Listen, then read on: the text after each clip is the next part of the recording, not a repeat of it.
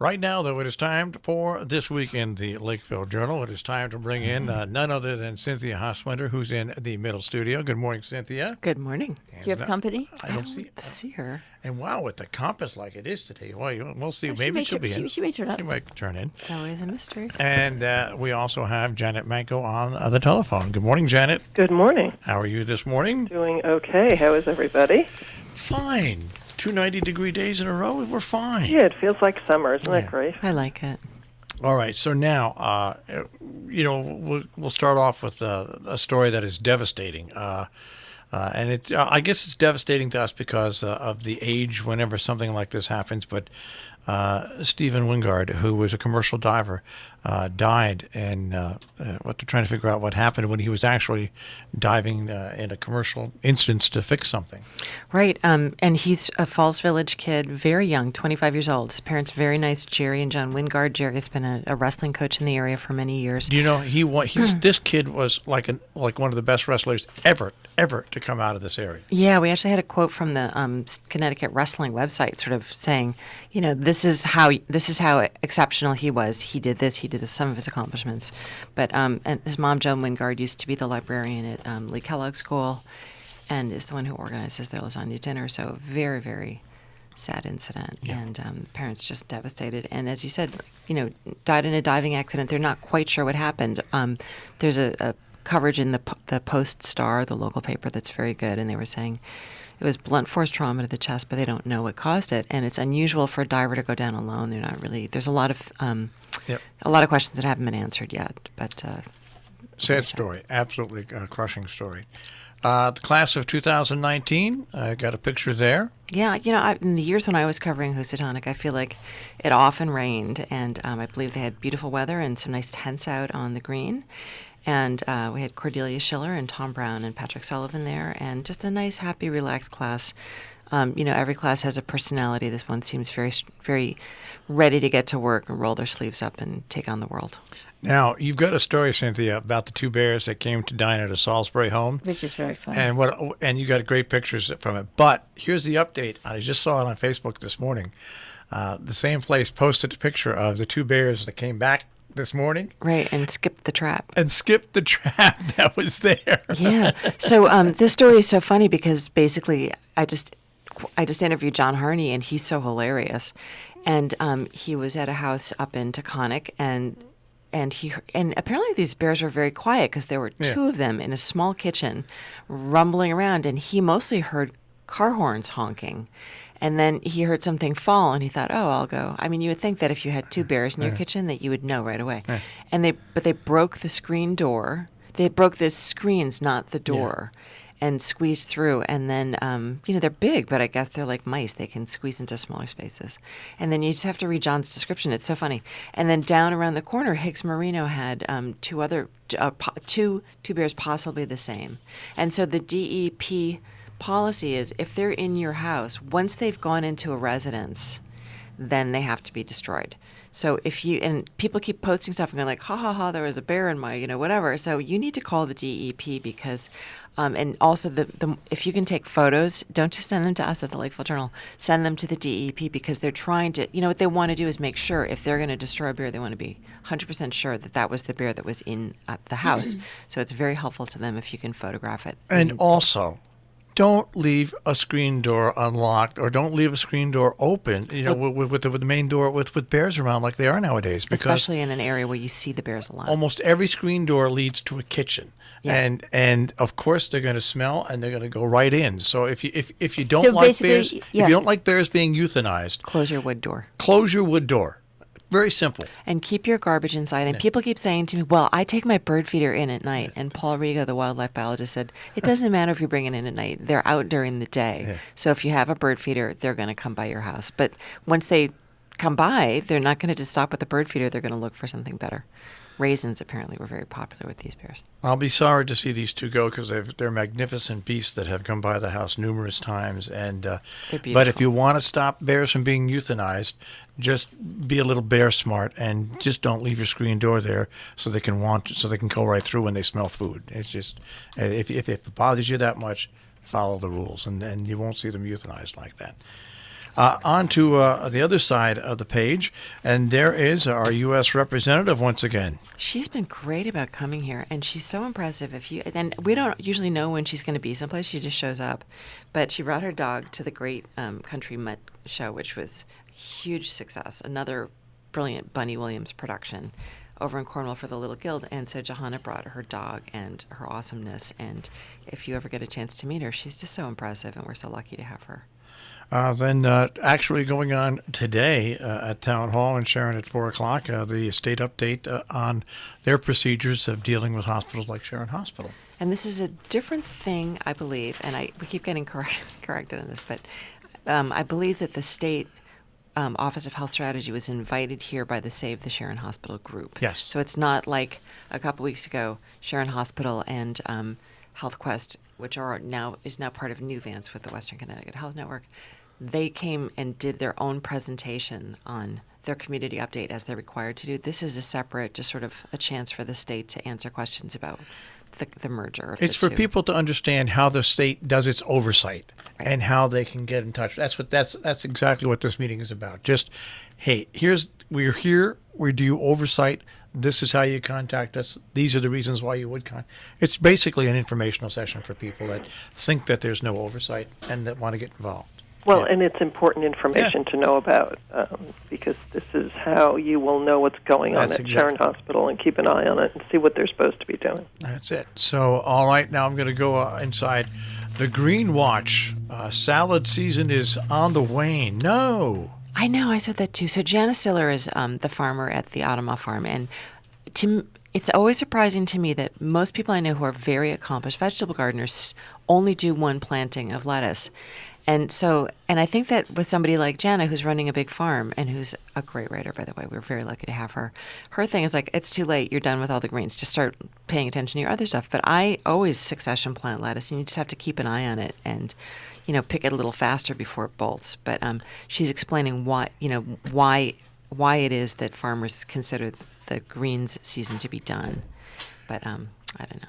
It's like in corn season. Daisy Hill Farm does something. They plant corn at different times. Yeah. So they always have corn later than anybody else. Right. Because they plant it so it keeps coming and coming and coming and coming. So there must be something about the physics of their property too, or the biology of it. But Because they all do succession planting, which is great. After the salad's on the wane, but rhubarb. Yeah, Carolyn McDonough had written The Country Cook for us, and people kind of every now and then wander in, and they'll do that for a while. We just love that column, and we love Carolyn. And she'll often email and comment on one of the food stories in the health page. So she has some tips on cooking with rhubarb. And I'm a relative newcomer to rhubarb, and I'm not I'm a little hostile to it. But Carolyn likes it, and so great tips from her on how to cook it because it's still growing, even though it's not the thin stalks, but you can still pick it and cook with it. It's great, and make rhubarb simple syrup, which is the recipe we ran a few weeks ago. Nice story on Make Music Day in Kent. I keep running into Hal Lefferts all of a sudden. Yeah. Of course, Hal Lefferts here in the Hal Lefferts building. And there he was down in Kent with his new band. And Make Music Day, something started in France in the 80s. It has been coming here to the Northwest Corner, thanks to the Northwest Arts Council. And nice concerts all over. And Lance Christensen, who's also an accomplished musician, said it was great. All right, on top of the world with the Kent Library. They always, Kent's a beautiful town with beautiful homes, and they always manage to find a different, beautiful location for their auction every year. So once again, they've succeeded with a very, very high mountaintop property owned by the Hoadleys. And inside, outside, upside. With Danielle Mailer, who's just great. She's just a wonderful person and was the art teacher at Indian Mountain School, and I believe she's now still up at Salisbury School, and just one of these beloved local people, and so funny and so interesting, and does great work with these kids. And so her work is up at the Lee Kellogg, or the D.M. Hunt Library in Falls Village, and she had an interesting talk with C.B. Wismar, one of our occasional theater reviewers, and talked about how her art came to be and the interesting path that she followed in her life, her interesting parents. And Cornwall went to the dogs. Sometimes you have trouble getting people to go to activities and events, but this was not hard to get anybody to go to. I had 3 people all sending me beautiful photos from there, and it was just such a funny idea. It's going to be huge. So Bunny Williams again who's just been unstoppable with all the work that she's been doing for the community. She is like a one-person economic development commission. And among the many things she's organized this year was a country mutt dog show. And, of course, every dog was a winner and got a ribbon. But they had the funniest categories, like dog that looks the most like its owner. And they had a contest for the dog that had the funniest procedure for sitting in its owner's lap when the owner's in a chair. So we'll look forward to having this every year.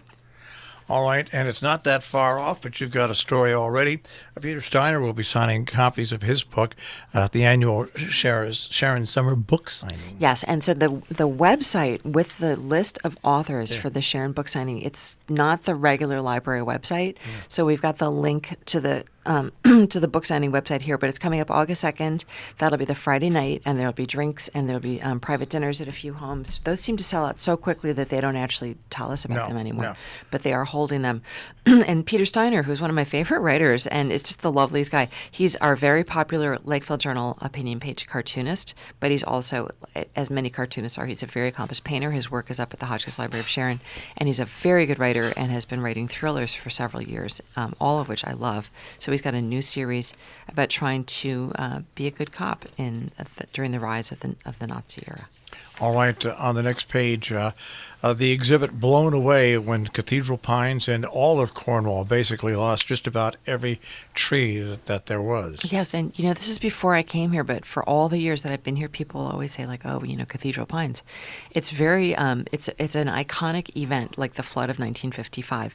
And so I'll need to go over actually and see this exhibit because I don't really know that much about it, but a great story by Leela Hawken, an exhibit created by Cornwall native Paper Buck, who grew up wandering through the remains of the forest and did some research on what exactly happened, and really a great show for the Cornwall Historical Society. And Mr. Manley, I think, was first selectman of Cornwall when that happened, and I spoke to him on the phone the day after it happened, and I said, anybody advice that coming to Cornwall? He said, well, first of all, you got to stay out of Cornwall till we clean things up, but then when you come, make sure you bring your sunglasses and hats because there's no more trees. Right. Yeah. They faced that devastation with the greatest, that's just Cornwall. The way they did it. That's Cornwall. Like, oh, we got a big storm. Make some muffins. Your wood-fired stove. Infrastructure, easements, and legal fees. Janet, did you want to say something about that? No. Okay. So town meeting in Salisbury sounded pretty dry, but a massive agenda. And so I went. Patrick was on vacation, and all sorts of interesting, like little hidden history things going on there. So part of it was the ongoing road and water works projects that are happening in Salisbury and Lakeville. So that's a 3-part project. Parts of it had to be sent out again for bid, and as always happens in these cases, prices went up and they had to raise an additional amount of money. And then there's a very interesting, sounds so boring, but there was a swap of an old easement on property on Long Pond, and it's land that used to be owned by this famous summer camp here called the Cedars, which is one of the most famous resorts in the country, and there's like no trace of it. And really, it was huge. It was huge, and huge stars there. And one of the last remaining traces was that the town had an easement so that everybody could get access to like the power and the water. And they're no longer needed. I think it's been largely abandoned, that particular piece of the property, since the 60s. But then another part of the story is that the Long Pond Dam was about to break a few years ago. And after many years of discussion and a lot of complicated research into who exactly owns the dam and was going to be liable for that property, the town ended up taking easements for all of the property around the pond, and so that the state and the government could come in and fix the dam. So there was a swap. At that point, the people who owned the Yarnell, Betty... I can't remember. Sorry, Betty. Anyway, it's in the article. But so they gave this new easement to the town, and at that time they should have shut down this old easement, which is no longer of any use. So, complicated, very interesting story, in my opinion.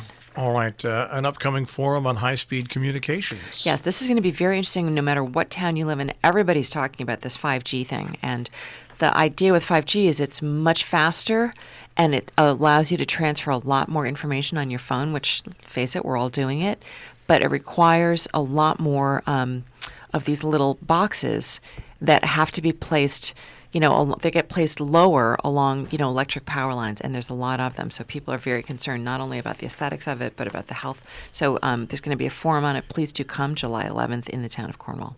And also another story on remembering Cornwall soldiers from the Civil War. I'm always, as a newcomer here, surprised that people don't really talk about the Revolutionary War that much. They're very interested in the Civil War. So a student had done some research on the Civil War, and they've now begun work on putting a plaque up to remember soldiers from the Civil War. And interestingly, Major General John Sedgwick, a Cornwall native, the highest-ranking officer killed in the entire Civil War. I looked that up. He wasn't just the highest-ranking Cornwall person. He was the highest-ranking officer killed in the Civil War. All right. And, Sharon, this next story. Sharon, to me, always had the best town website. It's always had a good website. It's always been updated, and they've done it themselves and stuff like that. And it really keeps you abreast of the information.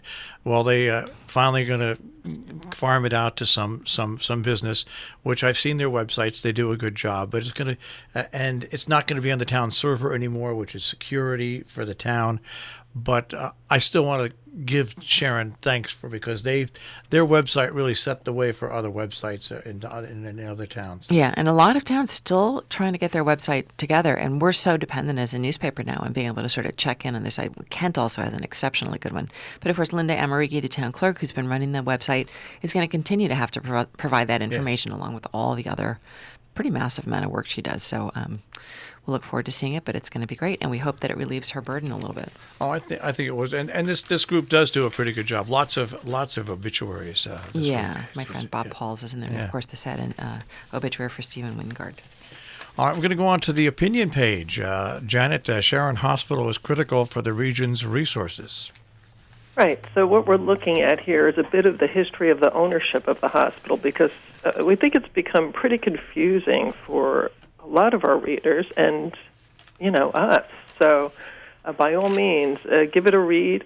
If you find anything where you say, no, wait a minute, in that time about 8 years ago, I think it was this ownership, but we tried to pull it together. We've kept watch on it over all that time, and it's transitioned from nonprofit to for-profit to nonprofit again, and it's just been confusing for all involved, and that includes administration, staff, and patients. So give it a read and think about your hospital, and be sure to go to the meeting tonight to hear about what the Office of Health Strategies has to say about where Sharon Hospital is now and what we should expect from them. All right, and you've got lots of letters from Lime Rock to the President Obstructing Justice, and also on the Viewpoint page, once again, Carol Asher is there and other stories. Right. Actually, we have two letters this week, and a very interesting one on Lime Rock Park discussing the sound that comes from there, and a really good letter. And Tony Peel on obstruction of justice. We have Matt Gordon on ideas for improving our villages, which is a big issue. It goes right along with that Lime Rock letter. And Carol Asher writing about children and the trauma of immigration. She is an expert, and wishes she didn't have to write about this so much.